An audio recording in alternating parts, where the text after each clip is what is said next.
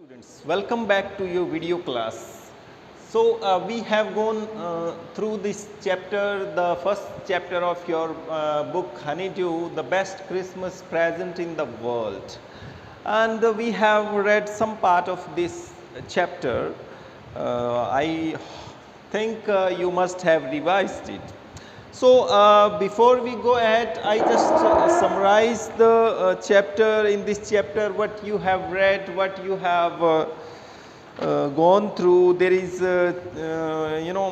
Christmas, the thing is of present, Christmas present, and the story goes through this one letter. The author is talking about a roll top desk which he bought from a junk store, and when he was repairing it at home, that time he just opened the drawer. There was a box in the drawer, and he opened that box. There was a letter in that box, and he opened that letter and read. This letter was written to Mrs. Jim McPherson, and he read the letter. In letter, Jim wrote this letter to his wife Connie, and finally he talks about there is a war time, and Jim is in army, German army, and he talks about the war situation of First World War, as I have told you previously, and how on the day of Christmas, on 25th December, we celebrate Christmas all over the world. So that day, how he sees the German and the British army. They all enjoyed and ate together. They danced and they played football with the group at the no man land. That is called no man land, between both the borders. So this was written in the letter, and on this day was 25th December, Christmas Day. And Jim wrote this letter to his wife, and he wrote all the experience in that letter of that 25th December, and he explained everything that day, how they enjoyed, how they talked, how they ate together, how they drank together, how they played, everything. So with this he finished the letter. Dearest Connie, by Christmas time next year, this war will nothing but a distant, terrible memory. He is writing that next year, by the coming next year, 25th December, next Christmas, this war will be very terrible memory. I know from all that happened today how much both army long for peace. We shall be together again soon, I'm sure of it. So the author explains here, points out that both the armies do not want war, they want peace. But even then they fight, and they are died and suffer a lot. So this way he finished the letter, your loving Jim. So now part 3 I am continuing, and you just see, look into your book. I folded the letter again and slipped it carefully back into its envelope. So the author read this letter, and he again slipped it carefully back into its envelope, and he put it in the envelope. I kept awake all night, because he read this letter, and he kept awake all night. And by morning, by next morning, I knew I knew what I had to do. The author is saying that I had decided that time that what I had to do. I drove into Bridport. He drove into Bridport, a place just a few miles away from him. I asked a boy walking his dog where Copper Beaches watch, because that address was written on that envelope, Copper Beaches. So I asked a boy, he was walking his dog early morning time. So he was walking his dog. So he asked that boy, he was walking his dog there. He asked that particular address. It was house number 12.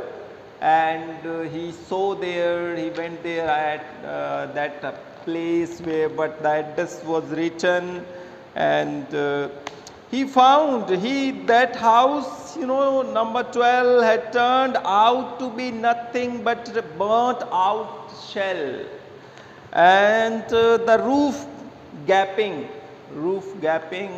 means that house had burnt, or the windows boarded up. I knocked at the house next door. Next door means nearby house, and asked if anyone knew the whereabouts of Mrs. Macpherson. Because that house number, the address was written on that envelope. That house was burnt totally, and the roof was gapped and windows were boarded, means not in proper condition. So the author asked the nearby house, and he asked whereabout. Whereabout is you can say the place where a person dwells or spends time. So that is whereabout. And oh yes, said the old man in his sleepers. He knew her well, a lovely old lady, he told me, a bit muddle-headed, confused, like something not clear, and but at her age she was entitled to be, wasn't she? And really that age was also, because she had become very old, and 101-year-old. This is really amazing, this age. 101 years old lady, how does she look? And definitely it was a kind of title to her at this age. She had been in the house when it caught fire. The house caught fire. Her house caught fire. No one really knew how the fire had started. Obviously, sometimes we get the news of the fire, and the house gets fired, any factory, shop gets fired because of some reasons of maybe short circuit or some other kind of issues. So the house got fire, and no one really knew how the fire had started, but it could well have been candles, and now we can guess that it might have been lamp, or it could have been candles, or short circuit, or lamp, or anything like that. And she used candles rather than electricity. Yes, in old time there was no electricity, People used candles, lamps, lanterns, small torch, these things people used. So she used candles, then electricity, because she always thought electricity was too expensive. She always thought that electricity was too expensive. It has become expensive too today. Still it is expensive. But that time really it was very expensive when when she was young, or now she is 101 years. So she thought that electricity was very expensive. The fisherman had got her out just in time, and when the house caught fire, she was in the house, and a fisherman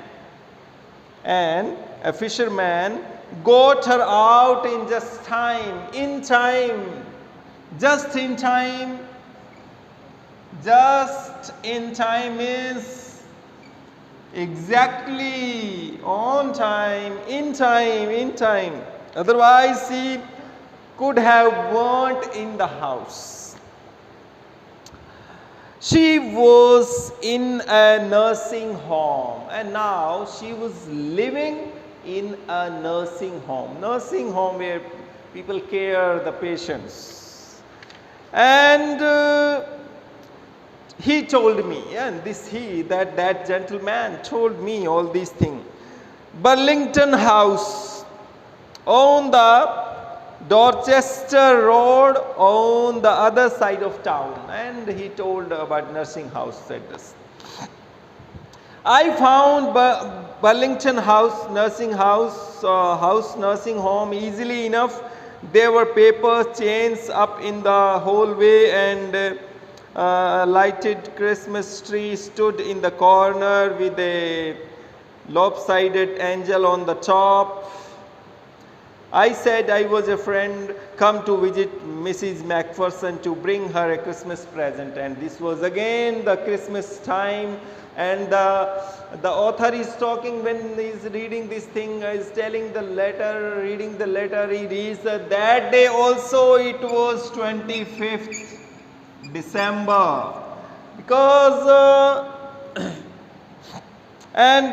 when he reached there in that nursing house, the author told there that I was friend of, I said I was a friend come to visit Mrs. Macpherson to visit and to bring her a Christmas present. I could see through into the dining room where everyone was wearing a paper hat and singing, because people were enjoying the Christmas evening.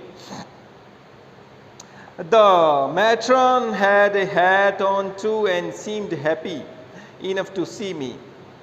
That matron, the lady used to work there, she walked me along the corridor. She took me to the corridor. Mrs. Macpherson is not in with the others. She told me she is rather confused today. So we thought it best if she had a good rest. So Macpherson was not feeling well. She was feeling confused, and so she went to rest. She has no family, She has no family. No one visits. There is no family members. Then who visits? No one visits her. So I am sure she'll be only too pleased to see you. So she will be very pleased to see you. She took me into a conservatory with wicker chairs and potted plants all around and left me. And she took me to Mrs. Macpherson, where she was. The old lady was sitting in wheelchair. Mrs. Macpherson was sitting in wheelchair. Her hands folded in her lap. She was sitting folding her hands in her lap. She had silver white hair pinned into a wispy bun. Girls make bun, round shape bun she had made with the silver hair, white pin, silver white pin. She was gazing out at the garden, gazing out, looking outside. Hello, I said. She turned and looked up at me vacantly, vacant seat, vacant post, without any emotion, feeling like vacantly. Happy Christmas, Connie, I said to her. Connie, Mrs. Macpherson's name was Connie. I went on speaking. I found this, what he carried, letter, envelope. I found this. I think it is yours. As I was speaking, her eyes never left my face. I opened the tin box and gave it to her. That box where the letter, he found the letter. That was the moment her eyes lit up the form of light, lit up. Oh, suddenly his eyes lit up with the sparkle, and with recognition, and her face became suffused, glow of happiness, very happy. And with a sudden glow of happiness, I explained about the desk. He told all the story, how he bought the desk and he opened, he was repairing, and then he found this tin box, and in tin box, that box, he found that letter. But I don't think she was listening. He just kept on speaking, but she was not listening. She just was looking at him. For a while, she said nothing. She said nothing, but stroked the letter tenderly with her fingertips. Strokes, so like she touched, and tenderly, very kindly. Suddenly, she reached out and took my hand. She reached to me and took my hand. Her eyes were filled with tears. You told me you would come home by Christmas, dearest. Because she had not recognized it was old, 101 years old. She could not see properly. And she, her eyes filled with tears, and she spoke. You told me you would come home by Christmas, dearest, she said. And here you are, the best Christmas present in the world. Come closer, Jim dear, sit down. She thought that it was Jim. She could not recognize after, years. She could not recognize. And I sat down beside her, and she kissed my cheek. I read your letter so often, Jim. Every day I wanted to hear your voice in my head. It always made me feel you were with me, and now you are. Now you are back. You can read it to me yourself. Would you do that for me, Jim dear? I just want to hear your voice again. I would love that so much. And then perhaps we'll have some tea. I'll have made you a nice Christmas cake, marzipan all around. I know how much you love marzipan, Mrs. And this is the author, Michael Murperkow. So students, this way how Connie, Mrs. Macpherson found that letter. Actually what happened in the story, I tell you, when Jim wrote this letter to Connie, that was wartime, and he wrote that time what experience he felt there, and that letter reached to Connie.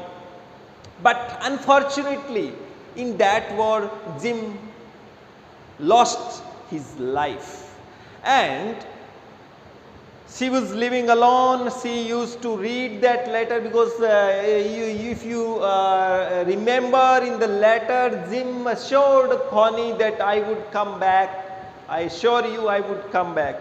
So she used to read that letter regularly, and the time passed. In between, her house burnt, caught fire, and she lost her house, and that material, desk, furniture was sold out, thrown out maybe.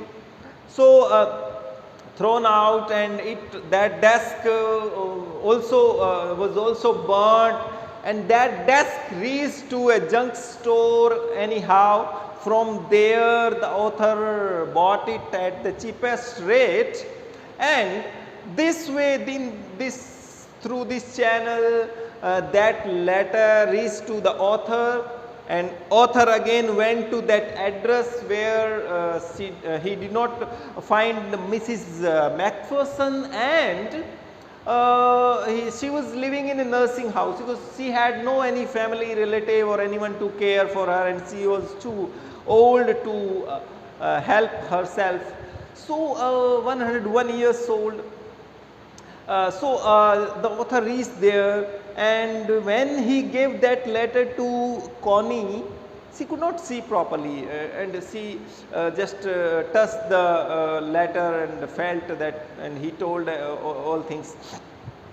So she thought that it was not author Michael, it was Jim. He was Jim, and she identified him as her husband.